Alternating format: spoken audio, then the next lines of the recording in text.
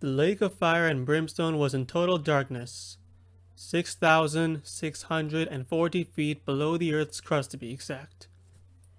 For millennia, water had fallen from the heavens and crept through the igneous rock like a serpent, probing its silicate structure for weaknesses and eventually stealing a portion of its heat that was produced by the radioactive decay below. In this century, however, it was mankind that probed its drills, pipes, and injectors into this hidden source of geothermal power. While the sulfurous smell of this natural hot spring was repulsive to some, the industrial district of an adjacent city was thriving off this energy resource, thanks to the power plant situated there. The plant had been a mutual success for its employers, and the residents accessing its resulting energy. So much that the plant's managers were in a position that they could afford to expand. Unfortunately, a sturdy barrier of minerals had surrounded the lake of fire that they were currently working with, meaning that expansion would entail finding some other source of superheated groundwater in the vicinity. Tasked with the job of finding this opportunity was a veteran geochemist by the name of Adrian.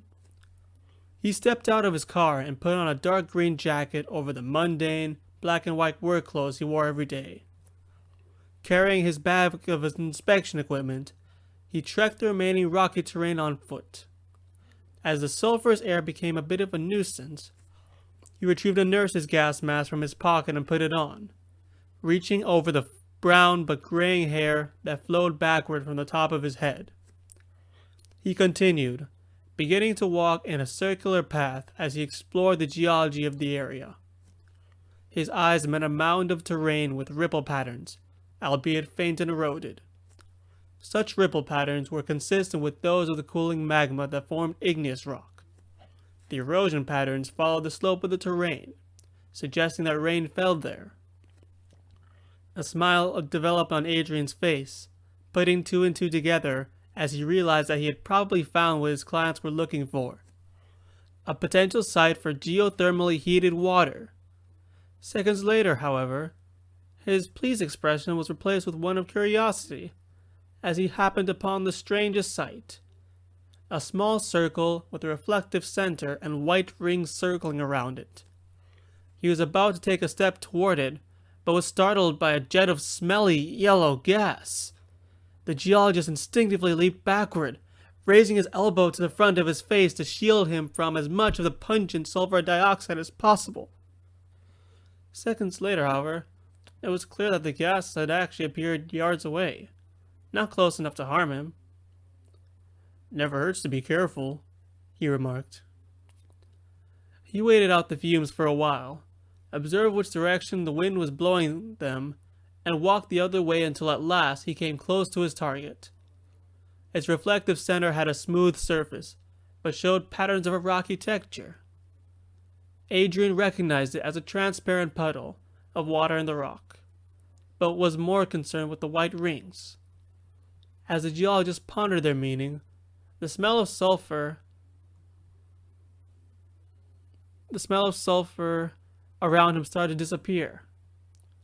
He smiled, relieved to not have to deal with the usual smell despite still being on site.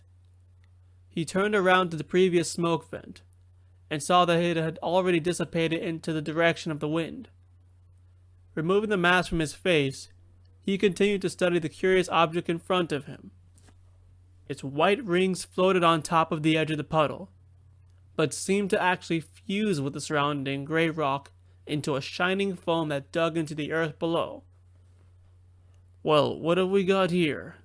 spoke the scientist out loud. "Now that's an interesting mineral."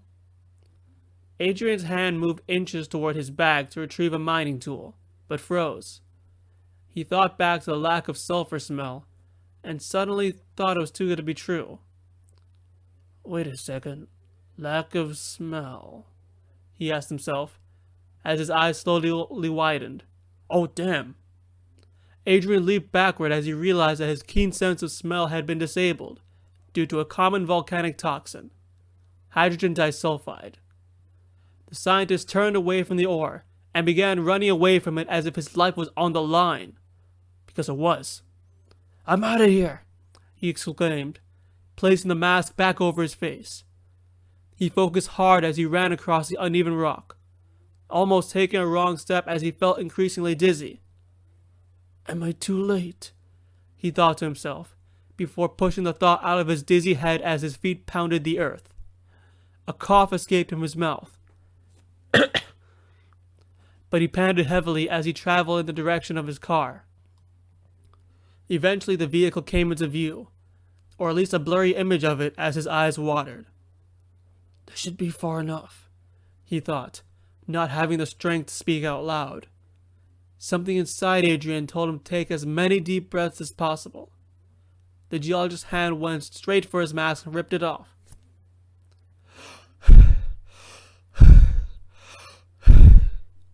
He must have inhaled and exhaled dozens of times before the dizziness finally subsided.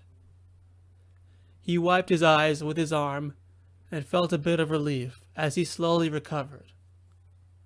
With the car only yards away, he limped toward it before finally being able to open its door and get inside. He spent the next minute breathing as much of the hot, yet sulfide-free air within his car as possible. After he had regained his composure, Mr. McAllen looked back to the earth before him. The rock had tempted him with an energy resource and even what appeared to be a white mineral. Yet even after taking precautions to steer clear of the sulfurous volcanic fumes, it ended up being a trap that threatened him in the form of hydrogen sulfide gas. Despite being on his guard as usual, Adrian considered himself fortunate to have pieced together what was going on to escape any further risk to his health. He was no stranger to the hazardous compound, but it was supposed to reek of rotten eggs or flatulence before robbing one's nose of its scent. It must have been hidden by the smoke. He sighed, realizing that this was going to be one of those days. While he enjoyed the fruits of his labor when he came upon an economically useful mineral deposit, he wasn't like his cousin, who saw science as simply a pathway to opportunities.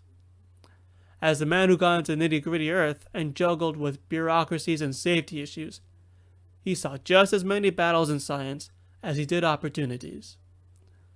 I'm away from the hydrogen sulfide. I should probably get out of the car to determine if my sense of smell has recovered, so I'll know if I should call a medic.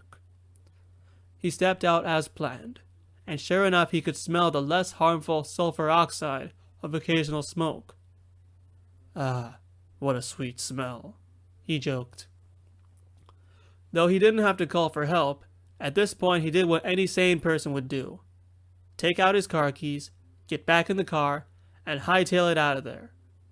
He knew the dangers of his career before and after getting blindsided by this attack on his nose, and decided to let his clients handle the containment of this compound if they chose to develop here.